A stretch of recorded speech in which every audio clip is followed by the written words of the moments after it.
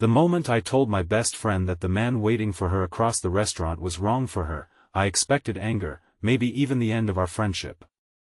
I did not expect her eyes to fill with tears as she leaned closer and whispered, "Then why not you?"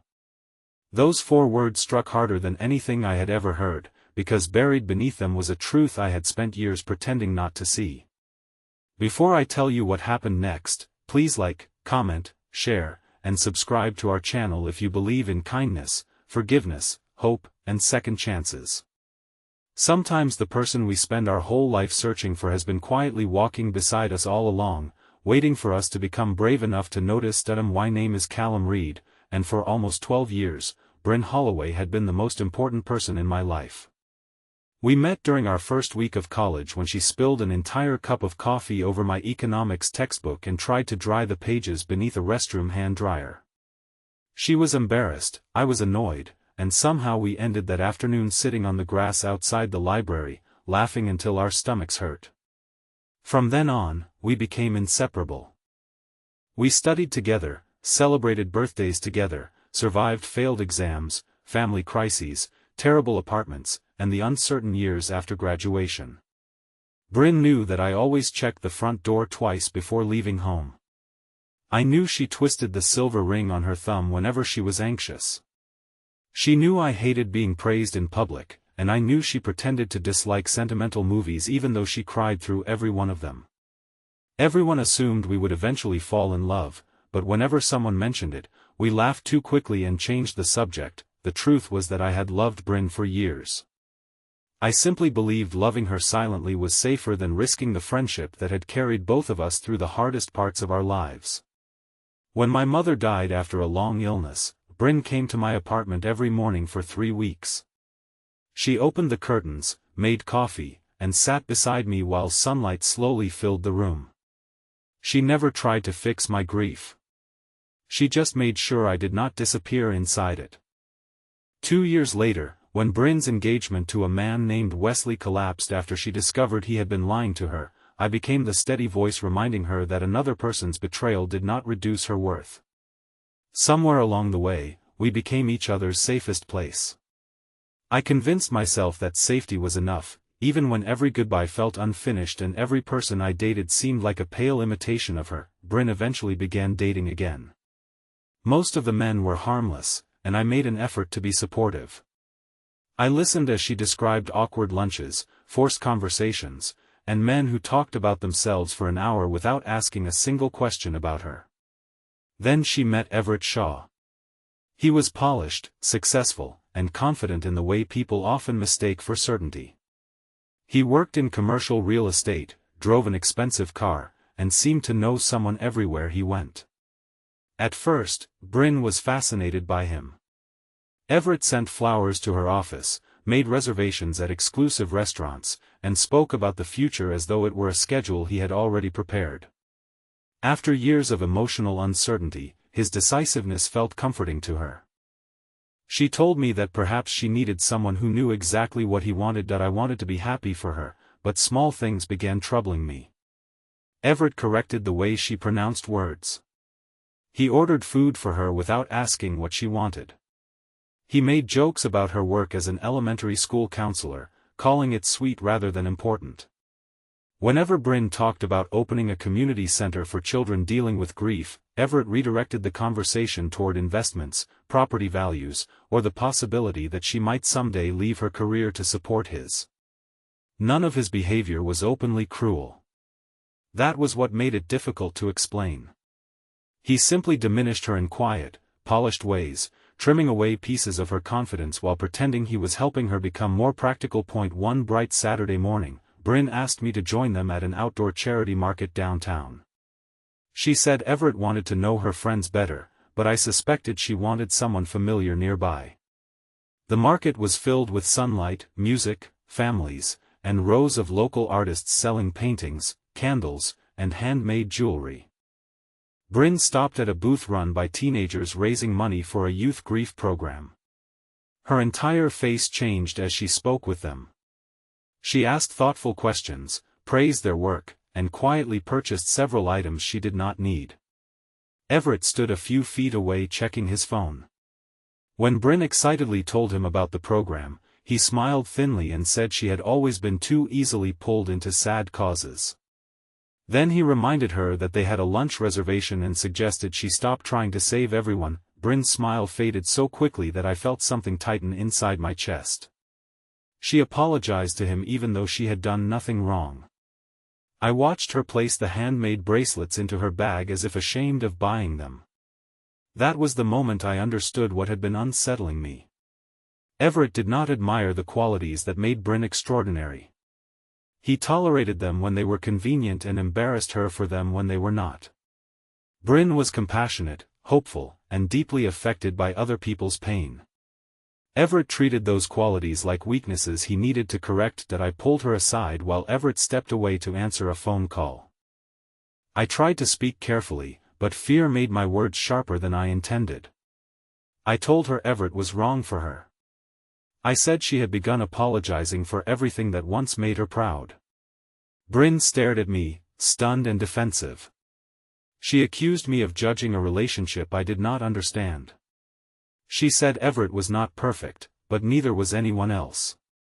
I should have slowed down, but years of hidden emotion came spilling through the cracks in my restraint.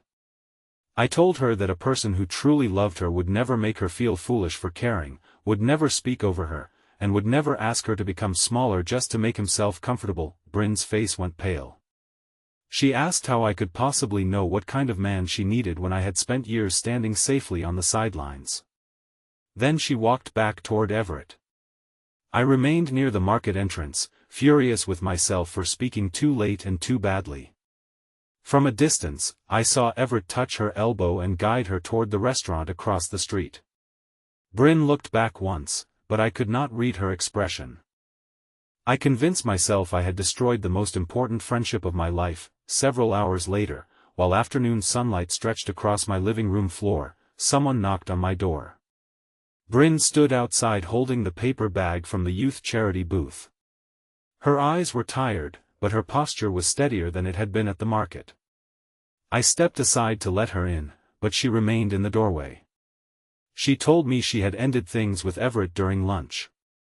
At first, I felt relief, but then I saw how deeply the decision had hurt her.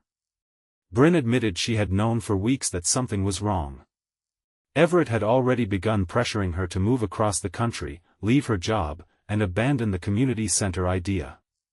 He had described her dream as an emotional hobby. She stayed because she was afraid that walking away meant she had failed again. That I apologized for the way I confronted her.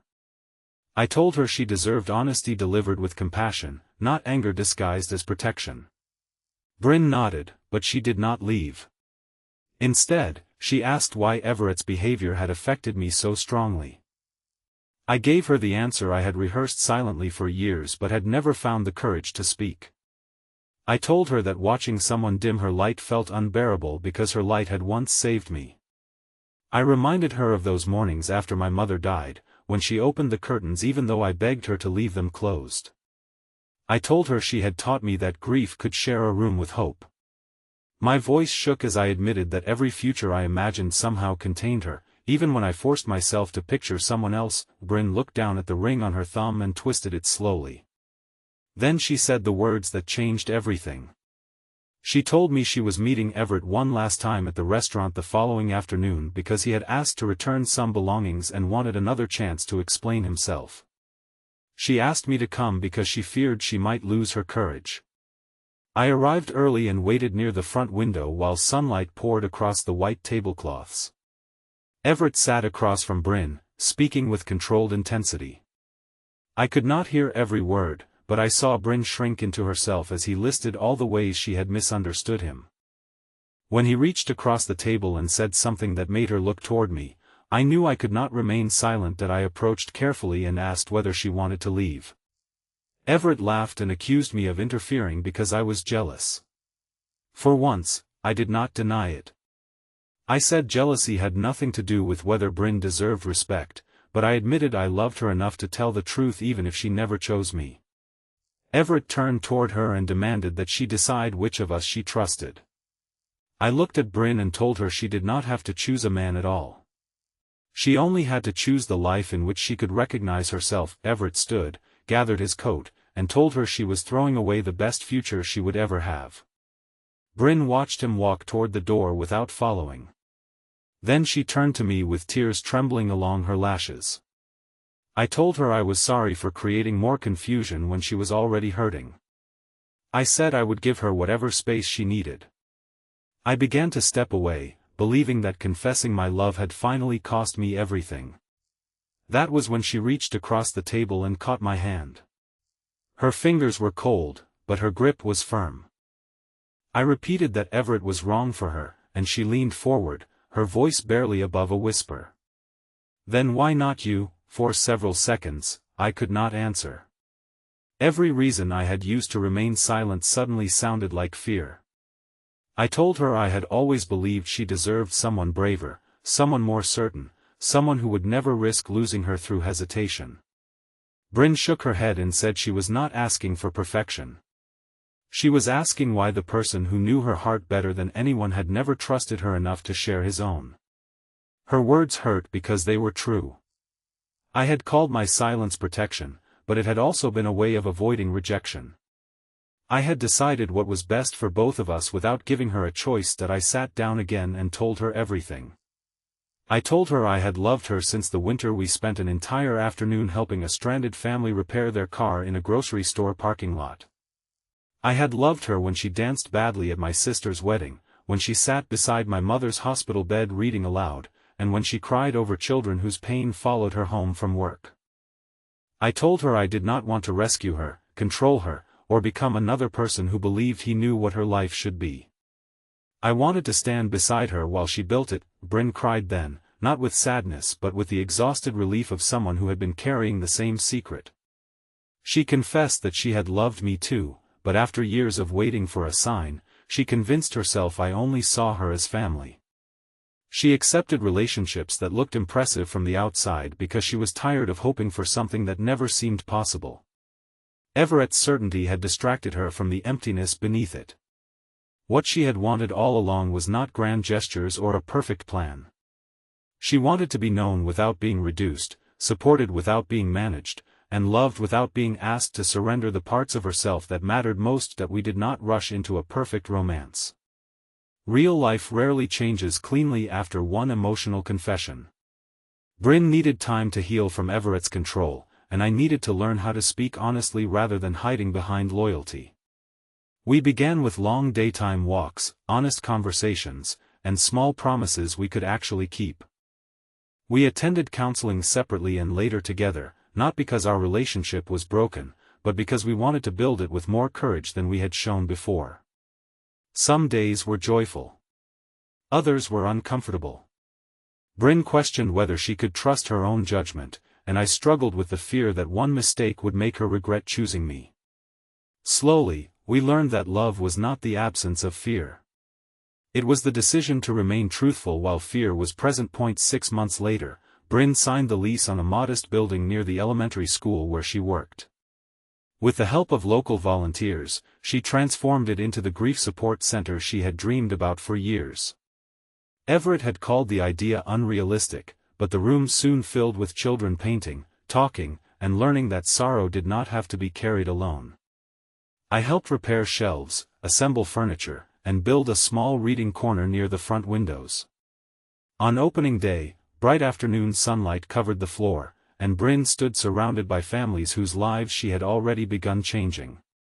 She did not look smaller anymore. She looked entirely herself. A year after that restaurant afternoon, we returned to the same outdoor charity market where everything had begun.